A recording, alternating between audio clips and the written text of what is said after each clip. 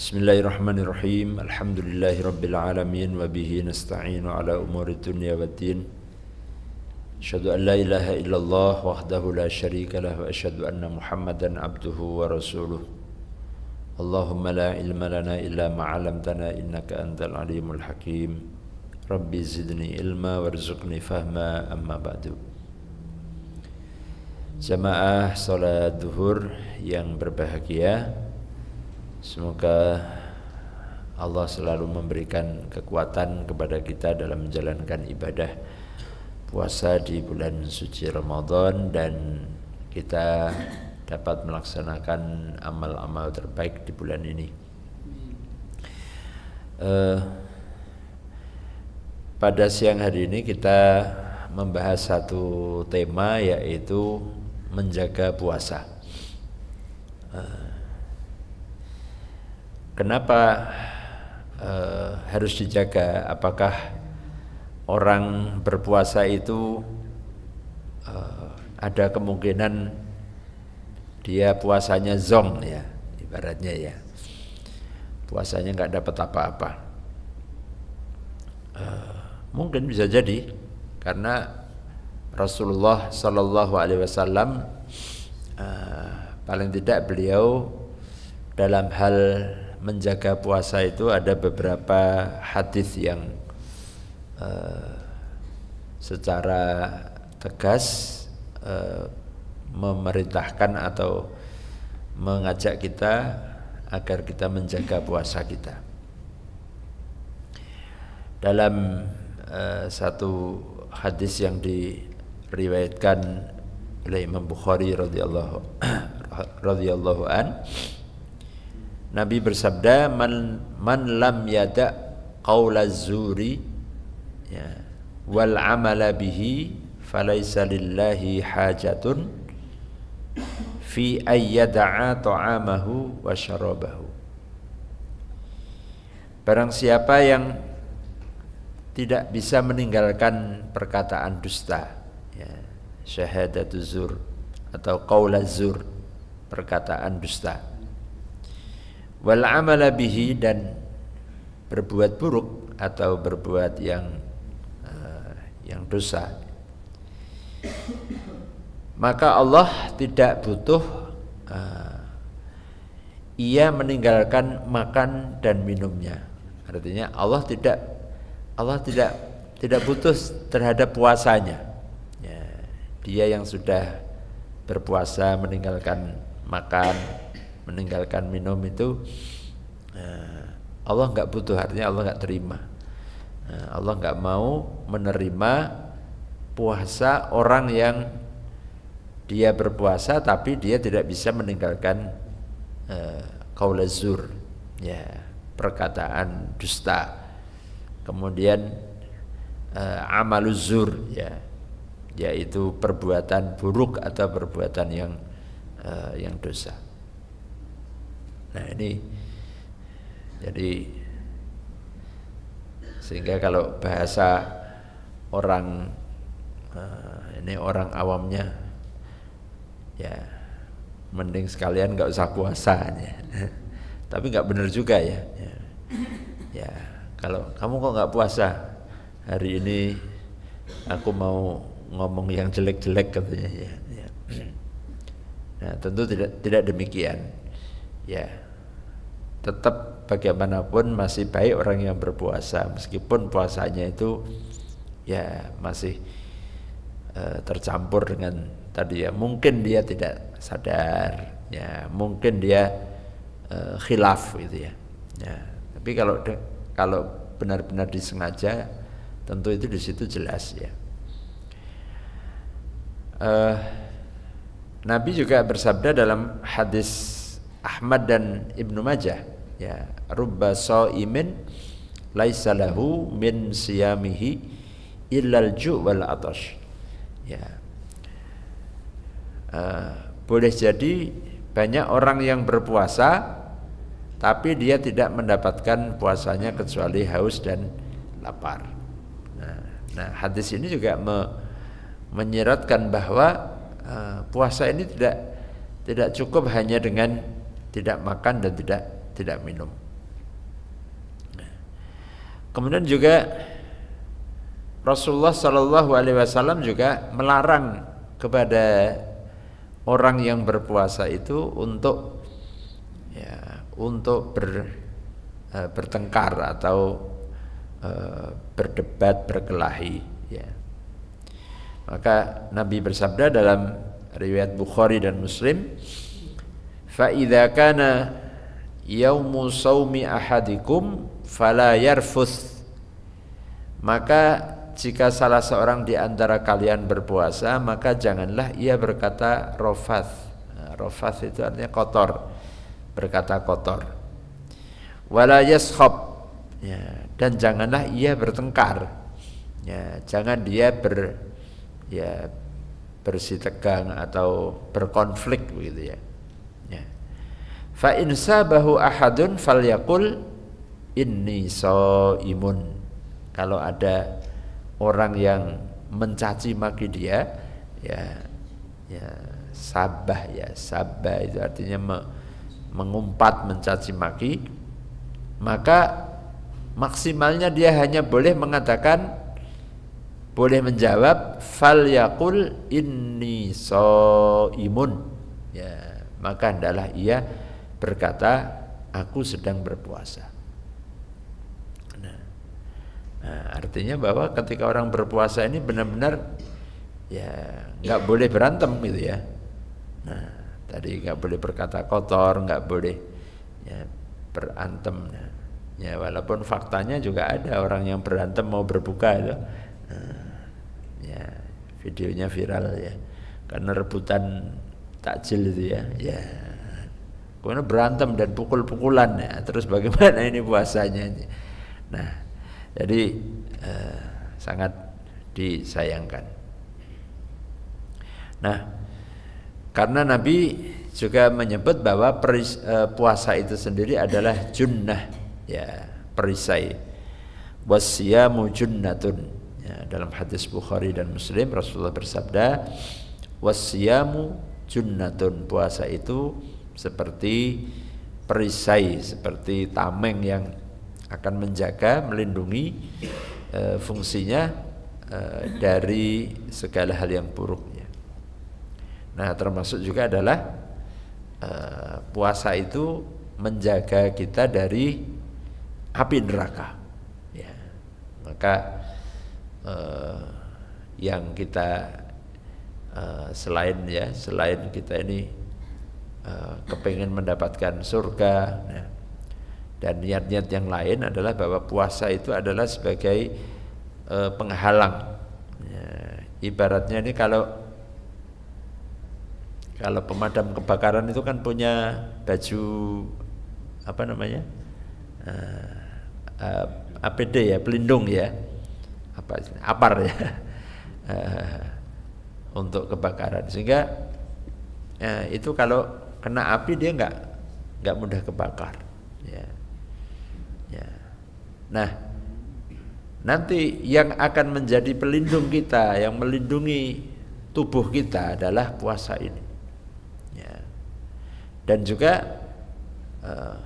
makna junnah di situ itu, junnatun itu di akhirat pasti. Junnah juga di dunia. Nah, ada ini pengakuannya seorang tukang sihir, tukang santet. Seorang tukang santet tapi terus dia tobat. Dia bercerita bahwa ketika ditanya, apa pengalaman Anda menyantet seseorang yang paling sulit kalau saya dapat order, ternyata ada orderan juga dapat order untuk menyantet orang yang ahli puasa. Nah, ini kata dia, wah, ini saya kadang-kadang saya nggak mau ambil order itu. Kenapa? Risikonya gede katanya. Pertama risiko gagal, maksudnya santetnya nggak tembus gitu. Yang kedua, santetnya itu balik ke dia. Nah itu. Jadi betul-betul bahwa sabda Nabi wasyamu junnatun itu tidak hanya nanti junnah di akhirat ya, tapi juga junnah, perisai, benteng ketika di dunia. Sihir-sihir, santet, apalagi namanya, teluh apa? Tenung ya. Ya, setiap daerah punya istilah sendiri-sendiri ya. Kalau di Bali apa namanya? Belum pernah ke Bali. Leak atau apa? Ya, itu bentuknya seperti bola api begitu ya. Kalau di Kalimantan namanya apa? Mangkok merah. Ya, saya juga pernah waktu di sana diceritai. Hati-hati Ustaz. Kalau ada dai, ada kiai yang ngisi di Kalimantan itu pasti akan dicoba-coba katanya pakai kekuatan ya. Ya memang pernah sih ketika awal-awal itu merasa tiba-tiba tubuh itu panas. Ya, saya tanya, memang begitu? Iya memang begini katanya. Oh, di sini biasa saja orang pada main-main kayak gitu. Ya, ini dia coba-coba ini dia sejauh mana kira-kira kalau perang Amerika Iran ini punya rudal Patriot atau diserang kira-kira begitu ya. Jadi tiba-tiba aja rasanya panas gitu ya. Saya ingat ya pesan dulu para guru, kalau kamu masuk ke daerah yang baru yang bukan wilayahmu, maka ya bentengi dirimu dengan zikir, dengan doa gitu ya. Ya. Terus itu langsung ya sebisanya kita baca ayat kursi, hilang sendiri. Nah, jadi ternyata puasa itu adalah junnah. Maka orang-orang yang punya masalah dengan gangguan orang ya puasa. Ya. Maka dengan puasa itu akan menjadi benteng, akan menjadi tameng dari segala hal-hal yang buruk yang bisa mengancam kepada keselamatannya. Nah, tentu ya tidak ada orang yang berharap ya itu, tapi bisa saja itu terjadi ya. Nah, kemudian juga menjaga puasa ini ketika setan sudah dia lelah atau dia berputus asa, untuk ternyata dia sudah berusaha untuk menggoda-goda, ternyata orang juga puasa. Nah, caranya dia bagaimana supaya orang ini puasanya tidak diterima, pahalanya hilang. Nah, maka dia pun ya godaannya itu adalah dengan hal-hal yang bisa merusak atau mengurangi pahala puasanya. Nah, jamaah rahimakumullah, maka para ulama memberikan nasaih atau nasihat ketika kita berpuasa ini agar kita menjaga dengan cara pertama meluruskan niat. Jadi niat ini penting karena nilai dari setiap amal itu tergantung kepada niatnya. Jadi luruskan niat karena Allah ya. Jadi lillahi ta'alanya ini harus terus dijaga. Ya. Yang kedua, menjaga puasa itu dengan menjaga sholat. Ya. Nah, ini kalau sholatnya dijaga, ya sholat tepat waktu. Ya. Nah, ini insya Allah kalau pas puasa sholat kita terjaga, nah maka mudah-mudahan puasa kita itu juga sempurna. Nah, kemudian banyak-banyak membaca Al-Quran. Ya. Ketika orang membaca Al-Quran berarti dia sudah tidak ada peluang untuk qaulazur, ya, untuk berkata-kata dusta, berkata buruk, berbuat maksiat, ya mungkin karena dia sibuk dengan baca Al-Quran. Ya. Nah, apalagi kalau baca Qurannya pas bisa di masjid dapat 2 Ya, bisa itikaf. Ya, niatkan setiap masuk masjid kita niatkan itikaf. Ya, ya. Gini ini juga diniatkan masuk masjid itikaf. Maka kalau dalam mazhab Syafi'i itu walau sa'atan gitu ya. Iktikaf itu walaupun hanya duduk sebentar di masjid itu sudah dapat pahala iktikaf. Ya. Wa antum akifuna fil masajid itu ya. Makanya sering-sering kita lihat ada tulisan kaligrafi itu ya. Nawaitul iktikaf ya. Ya, itu sebenarnya untuk mengingatkan bahwa setiap kali kita masuk masjid itu jangan sampai kemudian kita tidak berniat untuk iktikaf ya. Nah, meskipun Rasulullah itu mencontohkan iktikaf, ada iktikaf Ramadan ya 10 hari terakhir, juga iktikaf yang lainnya. Karena di luar Ramadan juga ada iktikaf. Ya. Umar itu pernah punya nazar untuk beriktikaf ya di luar Ramadan ya. Maka Rasulullah memerintahkan fa'aufi binadrik, maka penuhilah nazarmu. Kemudian berusaha untuk menjaga lisan, menjaga ucapan ya dari hal-hal yang dosa. Hindari banyak berbicara ya, menghindari ya obrolan-obrolan yang tidak ada manfaatnya ya. Nah, hifdzul lisan ya, yaitu menjaga lisan ya. Saya kira kalau sudah sibuk dengan baca Quran, hari ini saya harus kejar ini ya, ini 1 juz belum selesai ya.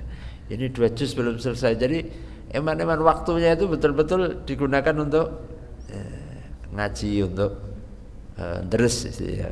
Orang Jawa bilang deres ya, kalau bahasa sekarang untuk tilawah gitu ya, untuk ngejar tilawah ya. Nah, kemudian yang kelima adalah hifdzul basar ya, atau ghaddul basar, menjaga pandangan ya, menjaga pandangan. Nah, ini memang agak sulit ini ya, ya di era yang ya mungkin kalau kita di Masjidil Haram gitu mungkin ya nggak ada. Kadang di Masjidil Haram saja itu ya pandangan ya nggak bisa terjaga gitu ya.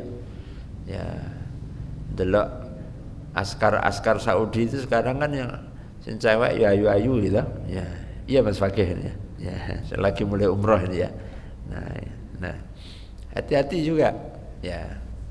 Jadi ternyata sekarang Saudi ini kan sekarang sudah mulai maju ya. Dulu itu nggak lihat perempuan nggak pernah bisa kita lihat. Sekarang di mana-mana ada ya, hotel-hotel itu resepsinya semuanya cewek-cewek semua ya. Dan banyak yang nggak pakai. Nah, kalau dulu kan kita tahunya ono ketok neng raine ora ketok itu, pakai sadar ya.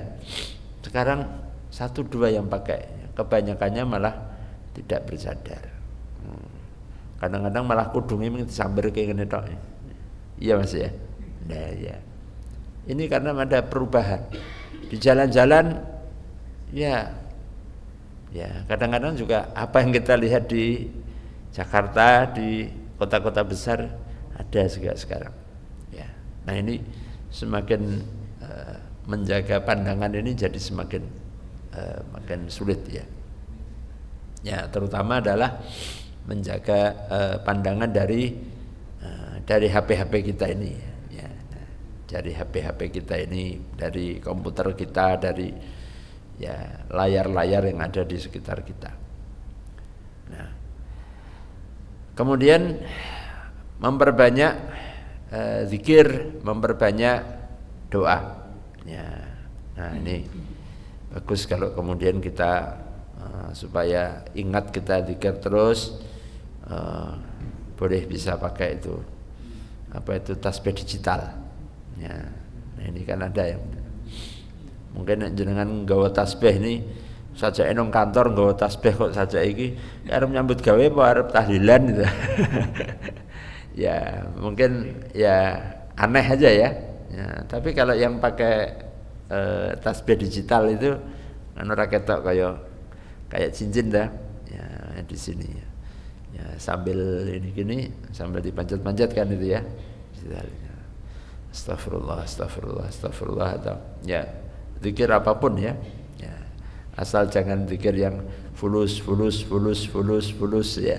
Nah, ada ketemu nggak Mas Fakih ada orang yang tawaf sambil baca zikirnya itu ya Allah fulus, ya Allah fulus, ya Allah fulus gitu ya.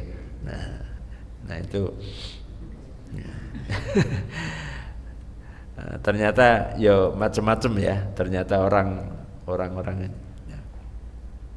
Ketika dinasihati ada orang yang sebelahnya menasihati ya Haj, dia bilang haji di sana itu kan kalau orang laki-laki dipanggil haji ya, kalau perempuan hajah ya, haji hajah gitu ya, ya hajah ya, jangan bilang jangan doa fulus gitu ya, qul rabbana atina fid dunya hasanah atau is'alil jannah ya. Mintalah surga, mintalah akhiratnya. Dia masih bisa jawab juga. Naam, jannah wal fulus bilang gitu. Ya surga ya duit katanya. Dia pokoknya enggak mau itu harga mati itu fulus itu ya. Nah, konon ternyata orang ini juga ternyata pengusaha sukses di Afrika sana ya. Nigeria atau mana begitu ya. Nah, yang viral itu ya. Nah, ketika tawaf itu dia doanya tuh ya Allah fulus, ya Allah fulus, ya Allah fulus ya.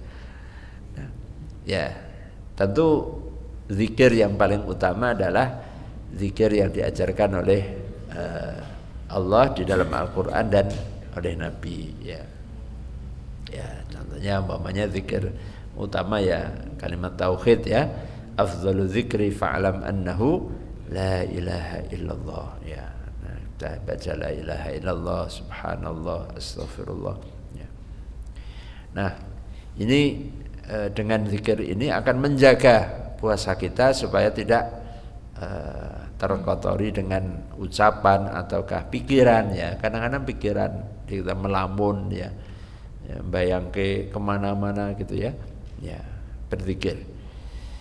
Nah, kemudian juga menjaga puasa kita itu adalah dengan amal-amal soleh yang lain. Sibukkan diri dengan apapun ya, bersedekah, membantu orang lain, kalaupun menasihati nasihat orang lillahi ta'ala, memberi nasihat karena Allah, atau mendoakan ya, mendoakan orang lain. Nah ini yang mungkin diantara kebiasaan yang mungkin belum familiar ya bagi kita. Jadi mendoakan orang lain ya. Dulu para generasi terdahulu tabi'in, generasi salafus soleh itu, mereka itu sampai kadang ketika di malam hari atau di waktu-waktu dia berdoa itu selalu dia mencatat semua nama-nama orang yang dikenalnya, didoakan satu persatu ya. Mungkin kita ini kalau doa paling ya ombyoan gitu ya, ya paling ya, kalaupun umpamanya kita doa di depan Ka'bah ngono ya ra iso kelingan siji-siji gitu ya. Mesti doanya itu wis kabeh. Ya Allah, ya semua teman-temanku, sahabatku, semua jamaah Masjid Salahuddin ya gitu ya. Tapi kan enggak bisa langsung satu-satu disebut, enggak bisa. Nah, dulu kebiasaan orang-orang dulu itu kalau mendoakan satu-satu.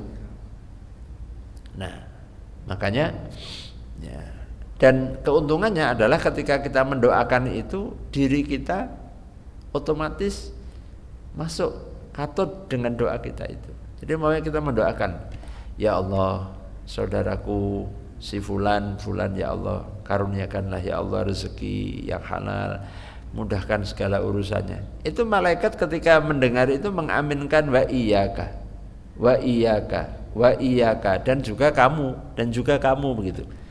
Artinya kalau kita mendoakan orang lain, diri kita juga otomatis katut masuk dalam doa kita. Nah ini minimalnya adalah doa itu untuk orang tua kita ya. Rabbighfirli wa liwalidayya ya walil mu'minina wal mu'minat ya. Nah ini jamaah rahimakumullah. Kemudian menjaga puasa kita itu adalah dengan menyibukkan diri dengan ilmu, dengan belajar ya, membaca ya. Kalau tadi tilawatul Quran ya, kalaupun mungkin di sela-sela wah ngaji aku kesel ya, ya baca buku ya, ataukah untuk hal-hal yang bermanfaat yang lainnya ya, hal-hal yang bermanfaat lainnya. Nah, bagaimana dengan tidur Ustaz? Ya. Nah, sebagian ulama menghukumi bahwa orang yang tidur ketika puasa agar supaya dia puasanya tidak rusak pahalanya karena hal-hal yang dilarang tadi, maka tidurnya itu juga bisa menjadi salah satu cara. Nah, ora ekstrim ya. Ya, bar subuh wis iki fatwane pokoke naumus shaim ibadah ya. Ya, kan ini sering banyak dijadikan sebagai dalil ya. Ya, naumus shaimi ibadah. Ya, tidurnya orang puasa saja itu ibadah ya. Nah, memang itu bukan hadis ya, tapi maknanya juga enggak salah. Artinya kalau seseorang itu dengan tidur itu dia terhindar dari hal-hal yang dosa, dari hal-hal yang bisa rusak ibadah puasanya itu, boleh jadi tidur itu bernilai ibadah. Tapi kan jangan dibalik, nanti jadi naum ibadatus shaimi an-naum ya, ibadah wong poso kuwi turu ya kan, bahaya nanti kalau kok turu terus. Nah, kan naumus shaimi ibadah sama dengan ibadatus shaim an-naum ya. Nah, tentu tidak seperti itu. Faktanya bahwa dulu para sahabat-sahabat itu juga ketika puasa ya perang bareng gitu. Nah, artinya aktivitas yang lainnya itu normal biasa saja. Nah, tapi tadi menjaga dari ucapan, menjaga pandangan, termasuk juga adalah menjaga pikiran dan hati. Ya, maka ketika kita umpamanya pas puasa kemudian kok ada rasa di dalam perasaan ini ya, dalam perasaan ini mungkin suudzon kepada orang lain ataukah kebencian terhadap saudara kita, nah hindari seperti itu ya. Makanya kalau saya nggak bisa bayangkan Ramadan kok demo gitu piye gitu loh ya. Nah, itu contoh yang mana jenengan bisa bayangkan bagaimana pas poso-poso gitu demo menolak MBG mana gitu ya atau apa begitulah ya. Nah itu kan menjaga hatinya, kemudian menjaga lisannya, itu kan ya angel. Masa Arab demo sini subhanallah walhamdulillah luli, itu kan istighosah itu namanya, bukan demo ya. Nah jadi ya ini alhamdulillah Ramadan ini nggak ada demo ya. Kalau ada demo yo mungkin angel demo yang tetap terjaga puasanya itu ya. Nah maka lebih baik untuk menghindari ya. Kalau ada demo, ada hal-hal yang itu bisa memicu emosi ataukah pikiran hati kita ya, lebih baik ditunda saja ya. Atau demonya tidak siang, tapi demo malam hari itu melanggar undang-undang ya. Nggak boleh demo melewati jam 6 ya. Ya. Nah ini Bapak Ibu rahimakumullah, dengan upaya-upaya itu kita setiap hari kita pasrah kepada Allah. Kita minta, ya Allah, hari ini jagalah puasaku ya. Janganlah sampai puasaku itu sia-sia, pahalanya hilang karena ucapan atau karena hal-hal yang bisa merusak pahalanya. Begitu kita selesai puasa, kita juga berdoa lagi, ya Allah terimalah puasaku. Kalau ada yang kurang, kalau ada kalimat kata-kata lisan yang terucap yang itu bisa merusak amal-amal ibadahku, maka ampuni ya Allah ya. Nah ini supaya ya kadang-kadang kita tanpa sadar, tanpa kita sengaja, mungkin kita kalimat ucapan itu terlepas dari lisan kita. Nah maka disitulah pentingnya kita untuk bermuhasabah setiap kita amal. Ya Allah, aku sudah berusaha, aku tidak bisa lebih daripada itu ya Allah. Nah maka jikalau ada yang kurang, yang khata', yang salah, maka ampuni ya Allah ya. Sebagaimana doa di dalam Al-Quran itu, Rabbana la tu'akhidna in nasina aw akhtana, Rabbana wa la tahmil alaina isran kama hamaltahu ala alladhina min qablina, Rabbana wa la tuhammilna ma la taqata lana bih, wa'fu anna waghfir lana warhamna anta maulana fansurna 'alal qaumil kafirin. Mudah-mudahan puasa kita selalu kita dapat jaga dengan pertolongan Allah Subhanahu wa taala. Wallahu a'lam bishawab. Demikian billahi taufiq wal hidayah. Wassalamualaikum warahmatullahi wabarakatuh.